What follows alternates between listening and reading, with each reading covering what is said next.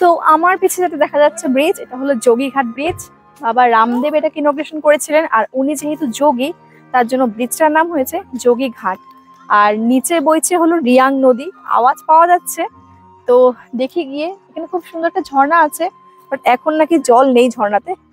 তো চলো নিচে গিয়ে দেখি।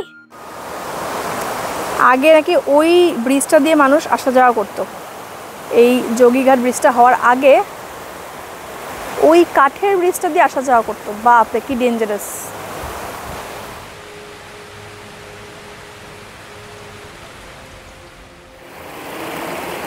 কাকড়া কাকড়া থাকে।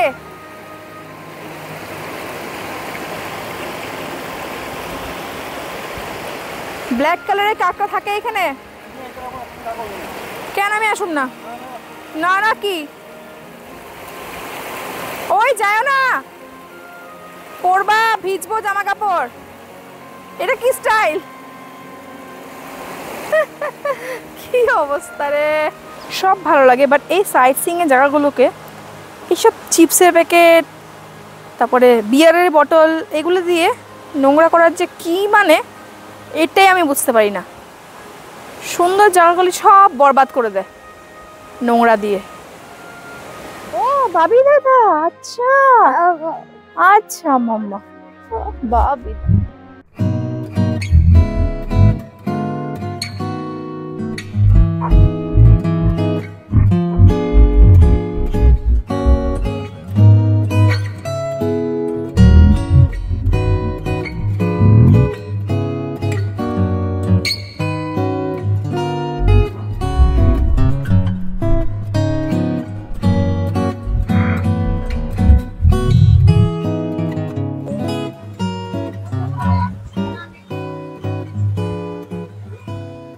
মাম্মা তুমি বেরু বেরু করছো, তোমার ভালো লাগছে? মামা ওয়াটারফল কোথায় দেখাও তো, কোন দিকে ওয়াটারফল আছে? ওই দিকে ওয়াটারফল। ওয়াও, ছোট্ট একটা রেস্টুরেন্ট আছে, কি কি পাওয়া যায়।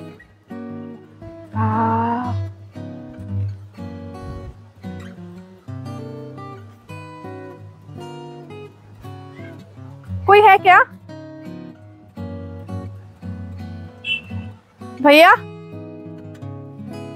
चाय कॉफी कुछ होगा क्या अभी? अभी नहीं होगा, मैं पीछे हूँ ना। चाय कॉफी कुछ नहीं होगा ना? ना। বিউটিফুল বগনভিলা। কি সুন্দর দেখতে, দুর্দান্ত! কি সুন্দর দেখতে না বগনভিলা গুলো, দুর্দান্ত দেখতে, জাস্ট দুর্দান্ত। ছিড়বো না, কার বাড়ি জানি না, মার খেয়ে যাবো। খুব সুন্দর।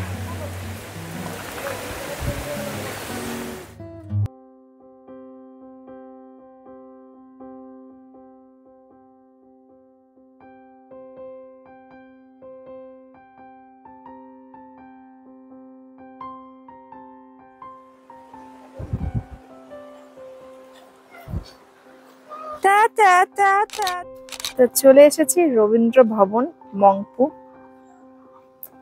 রবীন্দ্রনাথ ঠাকুর নিজের জীবনের শেষের জীবনের অনেকখানি সময় এখানে কাটিয়েছিলেন।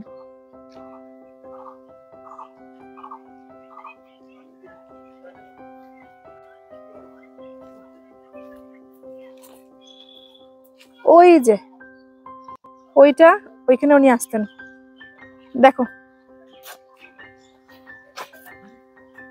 খুবই বড় স্ট্যাচু বানানো এখানে।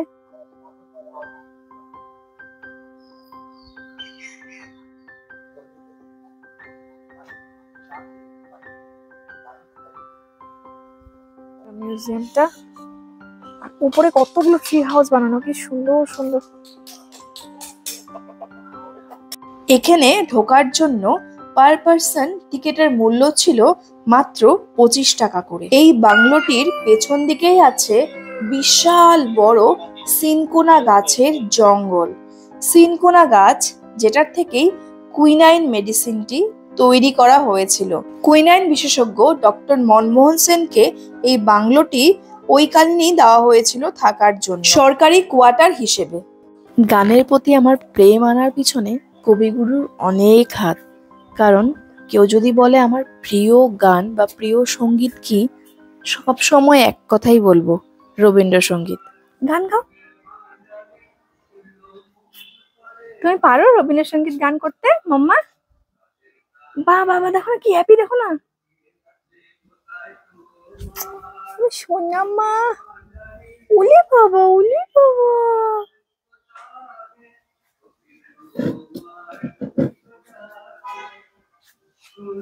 চলো মাম্মা ভেতরে যাই, আমরা এন্টার করছি। আমরা এই হলো ঘর।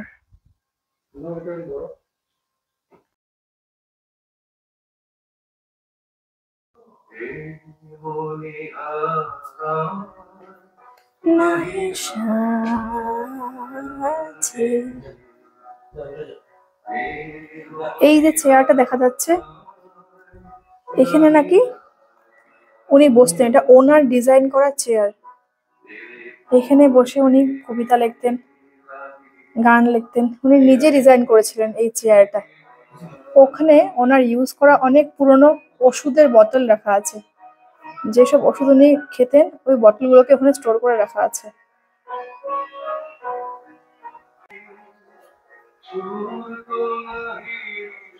এইটা ছিল ওনার শয়ন কক্ষ। আর এখানে যেন স্ট্যাচুটা বানানো আছে,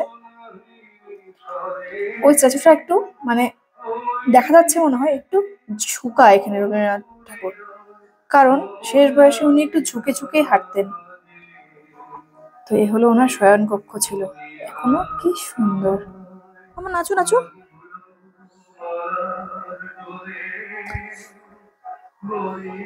আর একটু নাচু করো, আর একটু নাচু করো, আর একটু নাচু করো মাম্মা, নাচু করো, আর একটু নাচু করো।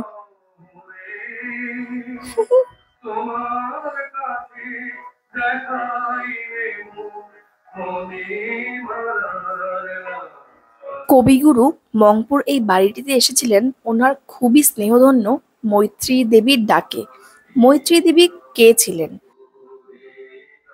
মৈত্রী দেবী নিজেই একজন প্রখ্যাত কবি এবং ঔপন্যাসিক, যিনি বিখ্যাত বাংলা উপন্যাস নাহন্যতে লিখেছেন। তিনি তার আনন্দদায়ক বই মংপুতে রবীন্দ্রনাথে তার সাথে কবির থাকার কথাও লিপিবদ্ধ করেছেন। এই হিমালয়ে শান্ত গ্রামের সৌন্দর্যের প্রেমে পড়ে ঠাকুর তার শেষের অনেক বছর মংপুতে কাটিয়েছেন। তিনি তার বিখ্যাত কবিতা জনমদিন লিখেছিলেন এই মনোরম গ্রামটিতেই বসে।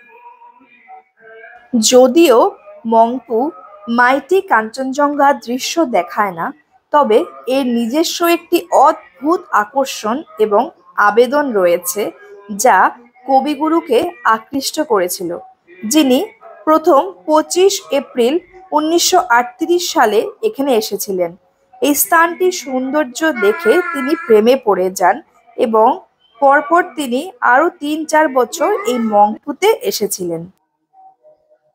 এখানের পাহাড়ি লোকেরা তাদের শ্রদ্ধেয় কবিগুরুর উপস্থিতিতে আনন্দিত হয়ে কবিগুরুর 80তম জন্মদিন উৎসাহের সাথে এই মংপুতেই উদযাপন করেছিলেন। 1940 সালে মংপুতে তার শেষ যাত্রাতে উনি খুব গুরুতরভাবে অসুস্থ হয়ে পড়েন এবং তাকে কলকাতায় স্থানান্তরিত করা হয়। পরের বছরই তিনি মারা যান। মংপুর বাসভবনে তার বেশ কিছু সম্পত্তি রেখে যান।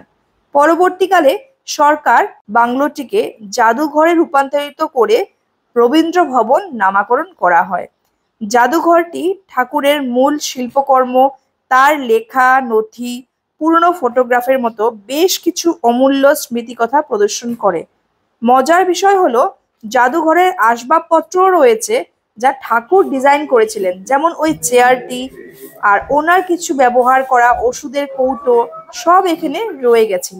তো রবীন্দ্রনাথ ঠাকুরের জায়গায় এসে ওনার জন্য যদি 2টা লাইন না গাই, ওনার গানের পাপ লাগবে। তো 2টা লাইন, আমার খুব প্রিয় একটা রবীন্দ্রসঙ্গীত এটা। জানি না, এই গানটা শুনলে আমার কেমন একটা জন্য ফিল হয়, বোঝাতে পারবো না। তো দুটো লাইন যা শোনাতে চাই। সখী ভাবনা কাহারে বলে, সখী যাতনা কাহারে বলে,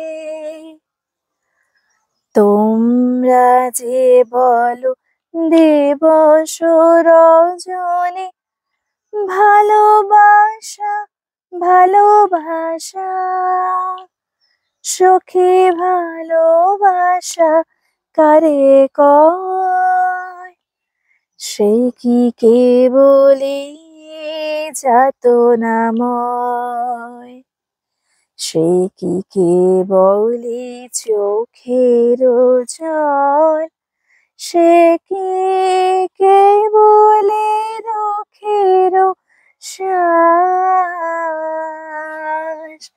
লোকে তবে করে কি সুখেরই তরে এমন দুঃখের আশ। অনেক পুরানা ট্রি এটা। এখানে দার্জিলিং মানে মংপুরে, দার্জিলিং এ আর কোথায় দুই জায়গায় বললো সিলভার ওক ট্রি, কালিম্পং আর আচ্ছা। কি সুন্দর ট্রি হাউসটা।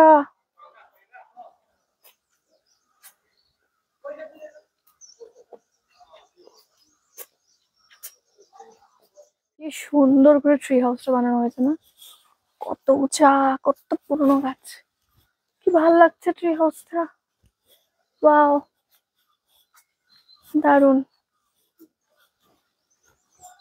রবীন্দ্রনাথকে যে যে ভালোবাসে সে এই জায়গায় এসে একটা অন্যরকম অনুভূতি পাবেই। ভাবলেই ভালো লাগে যে কোনোদিন উনি এখানে এসেছিলেন আর আজকে আমি আসতে পেরেছি। মংপুর থেকে আজকে আমরা রওনা হচ্ছি দাবাই পানির দিকে। আজকে রাতটা আমরা দাবাই পানিতেই থাকবো একটা হোমস্টেতে। আর দাবাই পানি যাওয়ার রাস্তাটা দুর্দান্ত সুন্দর, একদম পুরো পেঁচানো। একটু কষ্ট হয় বাচ্চাকে নিয়ে, কিন্তু চোখের তো সেই শান্তি। দারুণ একটা রাস্তা, মনে হচ্ছে যে রাস্তাটা যেন শেষ না হয়।